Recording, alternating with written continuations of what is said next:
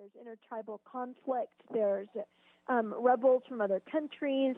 There's corruption. There's basically, when you look at peoples of Sudan, you see a people that have been broken and have been devastated by generations of war. And some people have never even seen peace until 2005.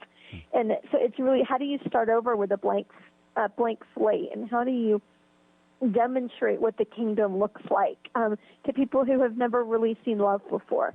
And that can look like a lot of different things, and looks like a lot of forgiveness and a lot of mercy and a lot of patience and a lot of joy as well. We're really very honored.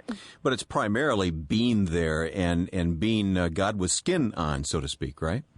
Yeah, pretty much. It's, someone comes on the compound and their child doesn't have food, and because the mother's milk dried up, what are you going to do? Say, go be happy and well-fed and sorry, can't help you.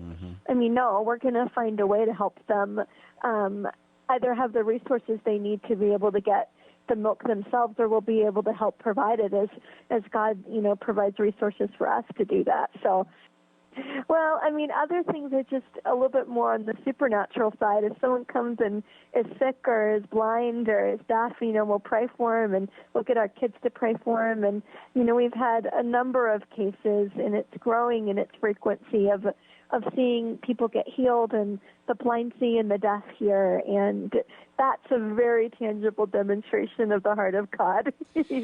Michele, God has given you such a joyous spirit and a terrific mission there, Sudan, but the unusual circumstances of your birth, born without your left hip or leg, some people would refer to that as a handicap, but that doesn't seem to slow you down. How do you do it? Well, I've never had another leg. It's still in transit. It's coming. It hasn't arrived yet. And it's just about 31 years late, but it'll get here. No, it's, I think it's in the way that you see, and it's in the way that you choose to look at your circumstances.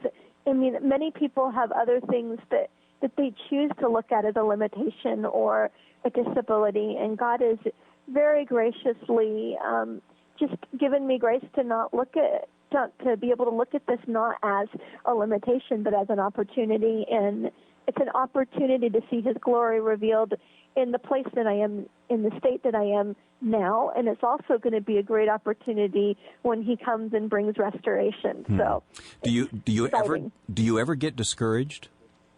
Oh, I wouldn't be human if I didn't. Of course. How do you deal with it when you're so isolated? I pretty much go get my iPod and hide away for a little bit in my room and pray in the Spirit and fix my gaze again off of my circumstances. When I get discouraged, it's because I'm looking at the wrong thing.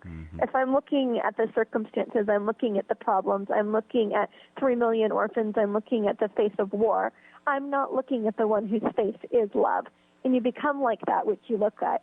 So I have to refocus my gaze and focus it back on His beauty and His goodness and listen to what Jesus is saying and to my heart. And He always encourages me by the Holy Spirit, because that's what the Holy Spirit does. He's our, He's our comforter, our supporter, the one that pours strength into us. So I was going to ask you what a good day for you is, but I think I know the answer already. A good day is doing what Jesus wants you to do, right?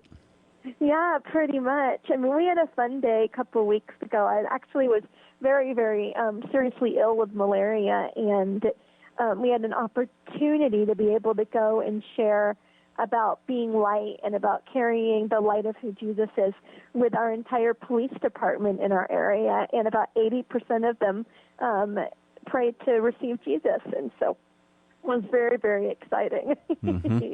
Now, you tell such unforgettable stories in your book. You've got to tell a couple of them here as we talk, and we're going to hear the rest as we hear your book from Rebecca St. James as she reads it. But tell us just a couple of the stories that really stick out in your mind right now. Well, there's just so many. I think one of the simpler ones that was just such a blessing to me, and it's